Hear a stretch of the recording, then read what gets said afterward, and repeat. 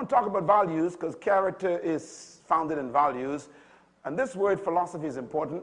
The most powerful component of leadership is philosophy.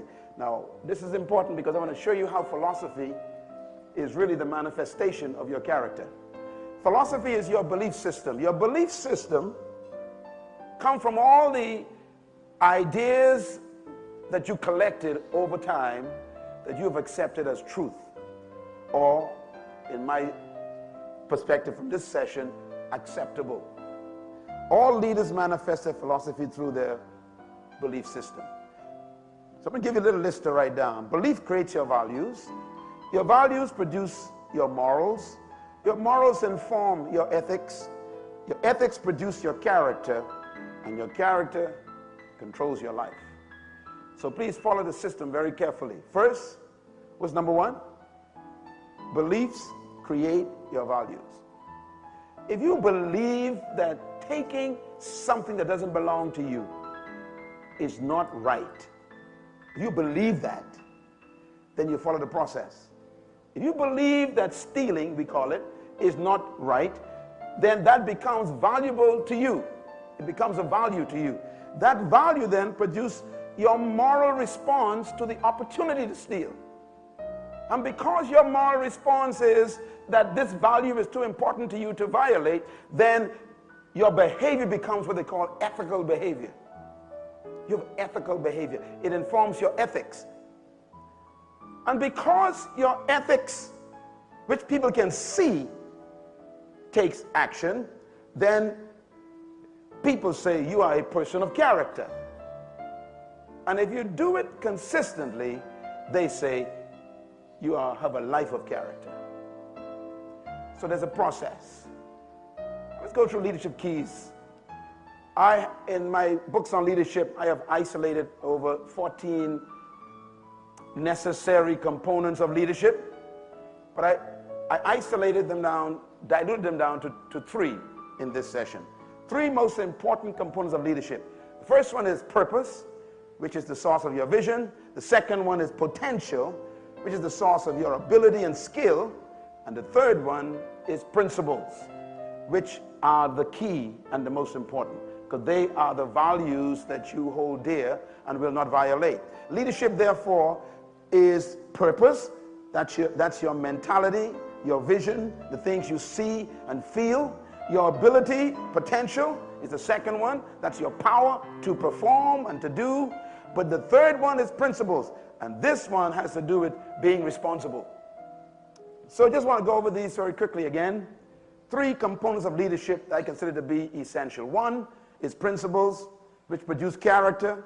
Character is more important than charisma. Values are more important than vision. And so don't ever believe that your vision is the most important thing in your life. Your vision is as safe as your values. Leadership is impossible without a guiding vision and a purpose. It's impossible without a deep passion and conviction to accomplish your purpose. However, it is also impossible without principles that regulate leadership behavior. I hope you will never again, after this summit, ever make anything in your life more important than character. And that you will spend the rest of your life fighting to protect your character. I'm talking about fighting. I would prefer that you call me one day and say, Dr. Myles, I lost my house, my car, the dog is dead, bank account's shut down, but I still got my character. I promise you, I would find money for you and build you a house. Because I would prefer to have a friend with character than a rich friend with corruption. Vision and values. Very important relationship between the two. First of all, without values, vision has no destiny and discipline. This is very important to write down. Vision without values is destiny without discipline. No matter how great your destiny is, it could be derailed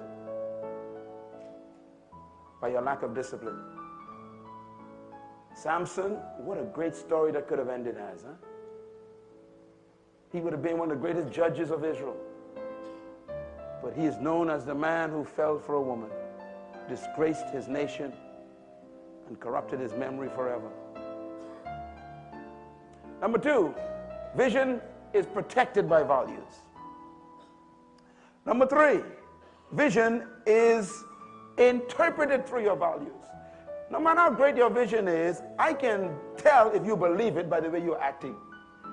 For example, if you show me a massive vision that you have for your life, and you're smoking while you're showing it to me, I want you to think about this now. That means you got this vision, this massive vision, that'll probably take 50 years to accomplish phase one, and you are working on your death.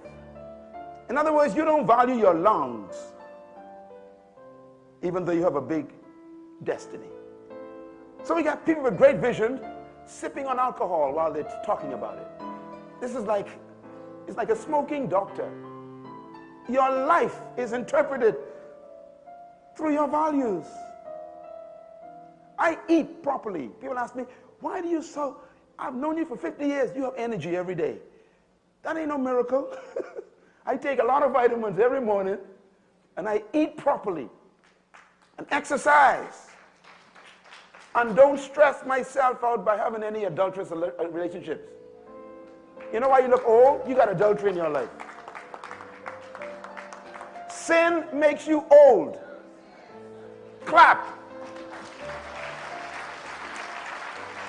Because the stress level that sin causes destroys the free radical cells in your body, triggers them, and turn them into cancer cells, and you end up with death in your body. Just from an act. Your values interpret your vision.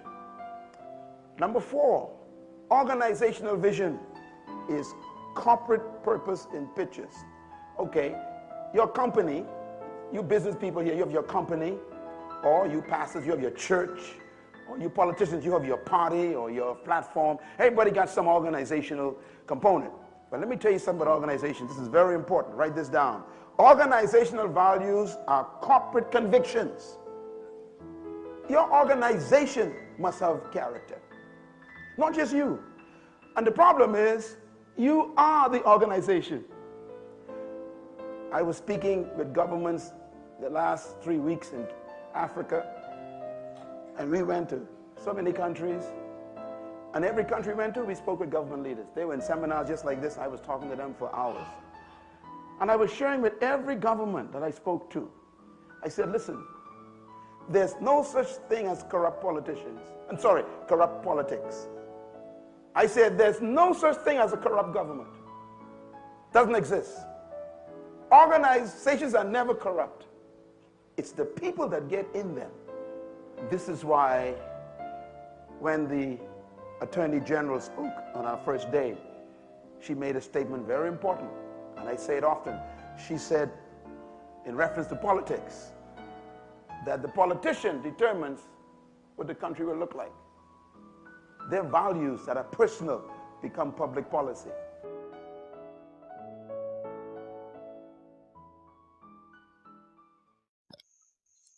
Hi, thank you so much for watching. Please remember you can support our work on our Patreon page and you get access to exclusive content and full videos.